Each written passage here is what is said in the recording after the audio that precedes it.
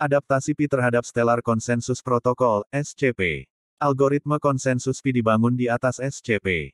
SCP telah terbukti secara resmi, Maziares 2015 dan saat ini diterapkan dalam jaringan stellar. Tidak seperti Stellar Network yang sebagian besar terdiri dari perusahaan dan institusi, misalnya, IBM sebagai node, Pi bermaksud untuk memungkinkan perangkat individu berkontribusi pada tingkat protokol dan mendapatkan imbalan, termasuk ponsel, laptop, dan komputer. Di bawah ini adalah pengantar tentang bagaimana Pi menerapkan SCP untuk memungkinkan penambangan oleh individu. Ada 4 peran yang dapat dimainkan pengguna Pi, sebagai penambang Pi. Yaitu, pionir, pengguna aplikasi seluler Pi yang hanya mengonfirmasi bahwa mereka bukan robot setiap hari. Pengguna ini memvalidasi kehadiran mereka setiap kali mereka masuk ke aplikasi.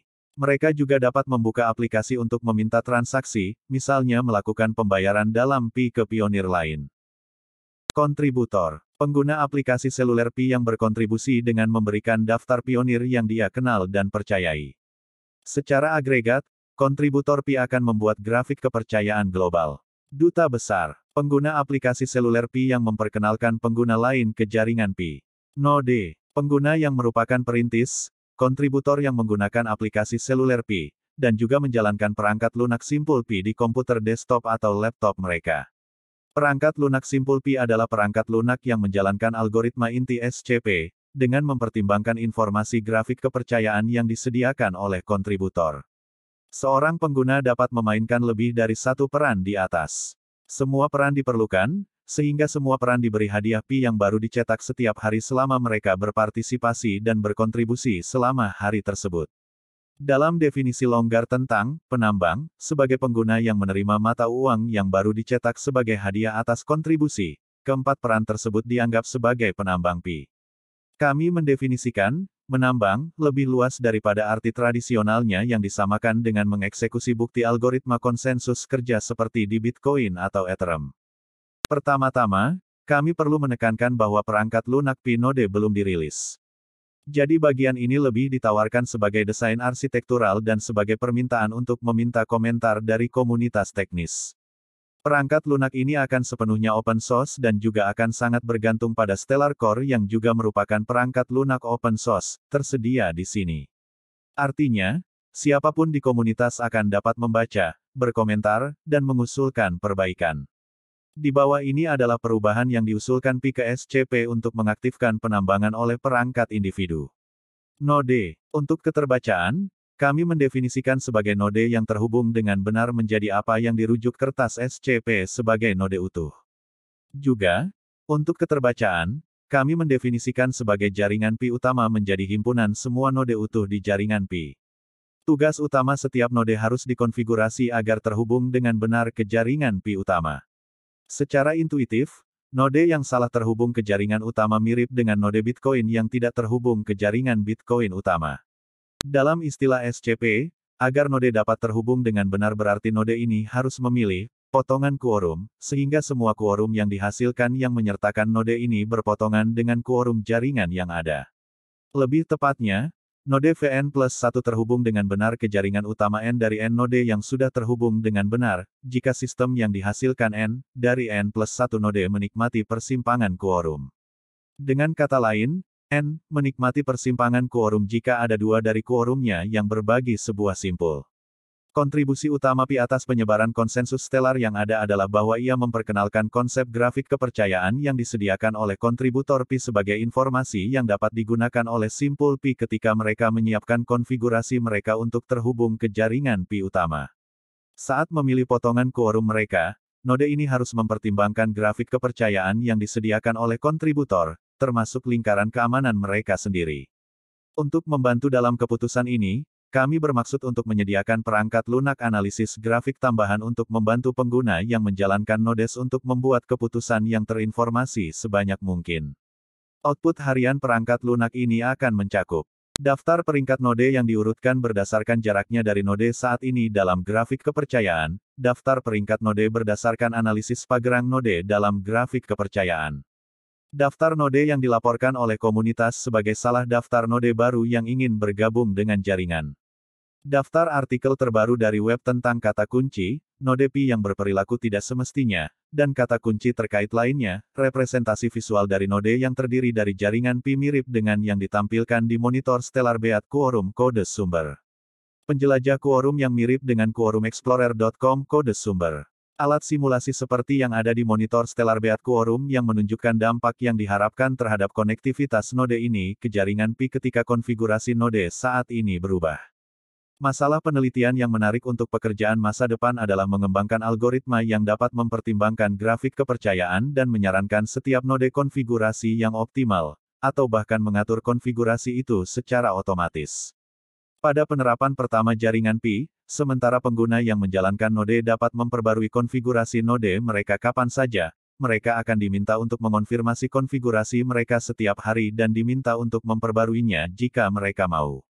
Pengguna aplikasi seluler. Ketika seorang pionir perlu mengkonfirmasi bahwa transaksi tertentu telah dijalankan, misalnya bahwa mereka telah menerima Pi, mereka membuka aplikasi seluler.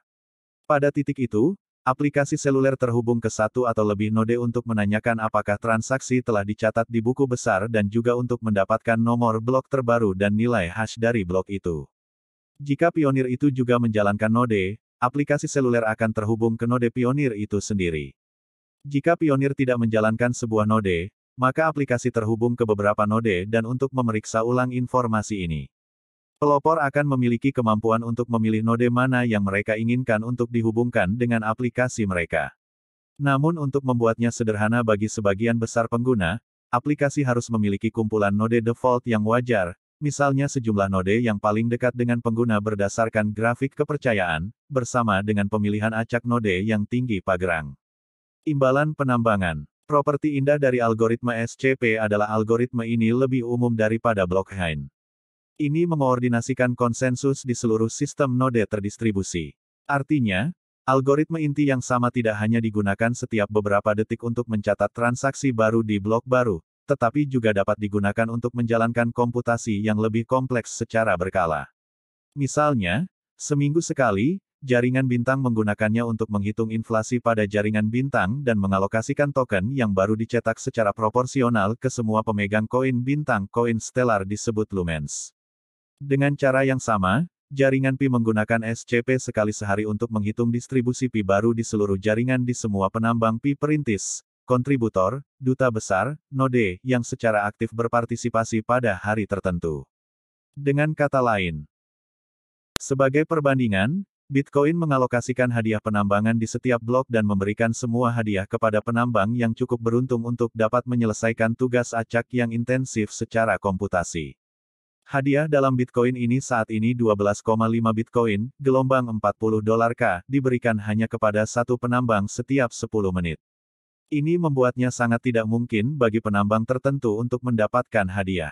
Sebagai solusi untuk itu, penambang Bitcoin diatur dalam kumpulan penambangan terpusat, yang semuanya berkontribusi pada kekuatan pemrosesan, meningkatkan kemungkinan mendapatkan hadiah, dan akhirnya berbagi secara proporsional hadiah tersebut. Kolam penambangan tidak hanya titik sentralisasi, tetapi juga operator mereka mendapatkan pemotongan yang mengurangi jumlah yang diberikan kepada penambang individu. Di Pi, tidak diperlukan kolam penambangan, karena sekali sehari setiap orang yang berkontribusi mendapatkan distribusi meritokratis Pi baru. Biaya transaksi. Mirip dengan transaksi Bitcoin, biaya bersifat opsional di jaringan Pi. Setiap blok memiliki batasan tertentu berapa banyak transaksi yang dapat dimasukkan di dalamnya. Ketika tidak ada backlog transaksi, transaksi cenderung gratis. Tetapi jika ada lebih banyak transaksi, node memesannya berdasarkan biaya, dengan transaksi biaya tertinggi di atas dan hanya memilih transaksi teratas untuk dimasukkan dalam blok yang diproduksi. Ini menjadikannya pasar terbuka. Pelaksanaan, biaya dibagi secara proporsional antar node sekali sehari. Di setiap blok, biaya setiap transaksi ditransfer ke dompet sementara dari mana pada akhirnya didistribusikan ke penambang aktif hari itu. Dompet ini memiliki kunci pribadi yang tidak diketahui. Keterbatasan dan pekerjaan masa depan. SCP telah diuji secara ekstensif selama beberapa tahun sebagai bagian dari Stellar Network, yang pada saat artikel ini ditulis adalah cryptocurrency terbesar ke-9 di dunia. Ini memberi kami tingkat kepercayaan yang cukup besar terhadapnya. Salah satu ambisi dari proyek Pi adalah untuk menskalakan jumlah node di jaringan Pi menjadi lebih besar dari jumlah node di jaringan Stellar untuk memungkinkan lebih banyak pengguna sehari-hari untuk berpartisipasi dalam algoritma konsensus inti. Meningkatkan jumlah node, pasti akan meningkatkan jumlah pesan jaringan yang harus dipertukarkan di antara mereka. Meskipun pesan-pesan ini jauh lebih kecil daripada gambar atau video YouTube, dan internet saat ini dapat mentransfer video dengan cepat, jumlah pesan yang diperlukan meningkat dengan jumlah node yang berpartisipasi, yang dapat menjadi penghambat kecepatan mencapai konsensus. Ini pada akhirnya akan memperlambat laju, di mana blok baru dan transaksi baru dicatat di jaringan. Untungnya, Stellar saat ini jauh lebih cepat daripada Bitcoin.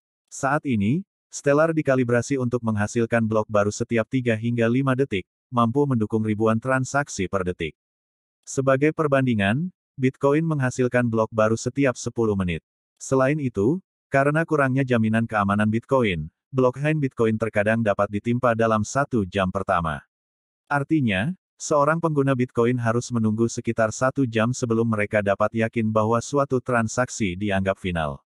SCP menjamin keamanan, yang berarti setelah 3-5 detik seseorang yakin tentang suatu transaksi. Begitupun dengan potensi hambatan skalabilitas. Sedangkan skalabilitas SCP masih menjadi masalah penelitian terbuka. Ada banyak cara yang menjanjikan yang bisa dilakukan seseorang untuk mempercepat. Salah satu solusi skalabilitas yang mungkin adalah Bloxroute. Bloxroute mengusulkan jaringan distribusi blockchain (BDN) yang memanfaatkan jaringan global server yang dioptimalkan untuk kinerja jaringan. Meskipun setiap BDN dikendalikan secara terpusat oleh satu organisasi, mereka menawarkan percepatan penyampaian pesan yang terbukti netral. Yaitu BDN hanya dapat melayani semua node secara adil tanpa diskriminasi karena pesan dienkripsi.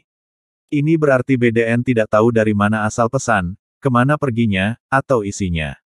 Dengan cara ini, node Pi dapat memiliki 2 rute pengiriman pesan, yang cepat melalui BDN, yang diharapkan dapat diandalkan sebagian besar waktu, dan antarmuka pengiriman pesan peer-to-peer aslinya yang sepenuhnya terdesentralisasi dan dapat diandalkan tetapi lebih lambat.